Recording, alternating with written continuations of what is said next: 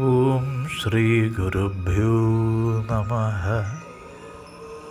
ഓം gum ഗണപതയേ നമഃ.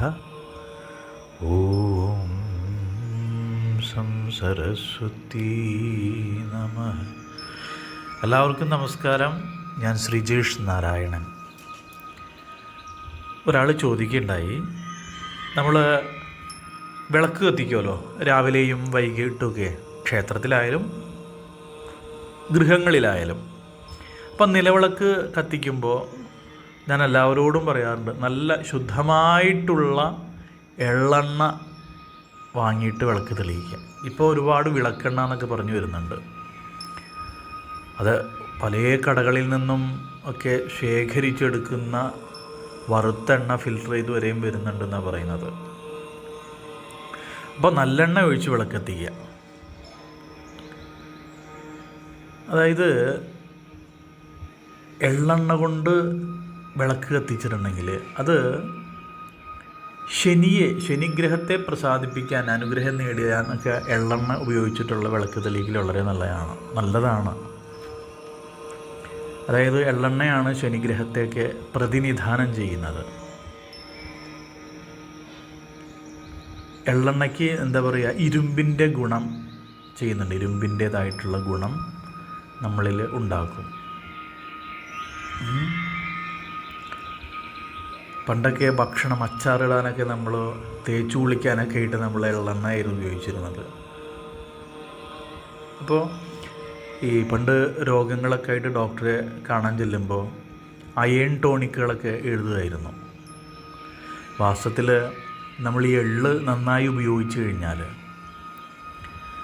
എള്ള് തിരി കത്തിക്കുക, അതുപോലെ തന്നെ എള്ളുണ്ട കഴിക്കുക, എള്ളെണ്ണ ഉപയോഗിച്ചിട്ട് വിളക്ക് കത്തിക്കുമ്പോൾ അതിൻ്റെ ചുറ്റുമുള്ള അന്തരീക്ഷത്തിൽ ഇരുമ്പിൻ്റെ ആ ഒരു പ്രാണോർജ്ജ ശക്തി വ്യാപിക്കും. അപ്പം അതിൻ്റെ അടുത്തിരുന്ന് നമ്മൾ നാമജപമൊക്കെ ചെയ്യുമ്പോൾ ഈശ്വരൻ്റെ അനുഗ്രഹം മാത്രമല്ല, ഇങ്ങനെ ഒരു ഇരുമ്പിൻ്റേതായിട്ടുള്ളൊരു പ്രാണോർജ്ജം നമ്മുടെ ശരീരത്തിലേക്ക് ഒരു അയൺ ടോണിക്ക് കഴിക്കുന്നതിൻ്റെ എഫക്റ്റ് ചെയ്യും. മനസ്സിലാവുണ്ടോ? പിന്നെ ചിലർ ചോദിക്കും, എത്ര തിരിയിട്ടിട്ടാണ് നമ്മൾ വിളക്ക് കത്തിക്കേണ്ടതെന്ന് ചോദിക്കാറുണ്ട്. ശരിക്കും അതിനൊരു പ്രമാണം തന്നെ പറയുന്നുണ്ട്. ഏകവർത്തിർ മഹാവ്യാധിർ ദ്വിവർത്തിസ്തു മഹർധനം ത്രിവർത്തി മോഹമാലസ്യം ചതുർവർത്തിർ ദരിദ്രത പഞ്ചവർത്തിസ്തു ഭദ്രംസ്യ ദ്വിവർത്യസ്തു സുശോഭനം എന്നാണ് ആ പ്രമാണം. ഏകവർത്തിർ, വർത്തി എന്ന് വെച്ചാൽ എന്താണ്? തിരി എന്നാണ് അർത്ഥം. അപ്പോൾ ഏകവർത്തിർ മഹാവ്യാധിർ, ഏകം എന്ന് വെച്ചാൽ എന്താണ്? ഒന്ന് എന്നാണ് അർത്ഥം. അപ്പോൾ ഏകവർത്തി എന്ന് വെച്ചാൽ ഒരു തിരി. അപ്പോൾ സന്ധ്യയ്ക്ക് നമ്മൾ വിളക്ക് കത്തിക്കുമ്പോഴൊക്കെ ഒരു തിരി ഇടുന്നത്, ഒറ്റത്തിരി മാത്രം ഇട്ട് വിളക്ക് കത്തിച്ചാൽ അത് നല്ലതല്ല എന്നാണ് പറയുക. മഹാവ്യാധിയുടെ ഒരു ലക്ഷണമായിട്ടാണ് കണക്കാക്കുന്നത്. ദ്വിവർത്തി, രണ്ട് തിരിയിട്ടിട്ടുള്ളതാണെങ്കിലോ അത് മഹദ്ധനം, അത് ഐശ്വര്യത്തിൻ്റെ ലക്ഷണമാണെന്നാണ് പറയുന്നത്. ത്രിവർത്തി, ത്രീ എന്ന് വെച്ചാൽ മൂന്ന്, ത്രീണി എന്ന് പറയില്ലേ നമ്മൾ, അത് തന്നെ. അപ്പോൾ മൂന്ന് തിരിയാണെങ്കിൽ അത് മോഹം ആലസ്യത്തിൻ്റെയൊക്കെ ഒരു ലക്ഷണമാണ്. ചതുർവർത്തി, ചതുർ എന്ന് വെച്ചാൽ നാല്, അത് നാല് തിരിയിട്ട് കത്തിക്കുന്നതിനേക്കാളും നല്ലത് 5 തിരിയിട്ട് കത്തിക്കുന്നതോ അതല്ലെങ്കിൽ 2 തിരിയിട്ട് കത്തിക്കുന്നതോ എന്നാണ് നല്ലത്. അപ്പോൾ അതുകൊണ്ട് 1 തിരിയിട്ട് കത്തിക്കരുത്, 3 തിരിയിട്ട് കത്തിക്കരുത്,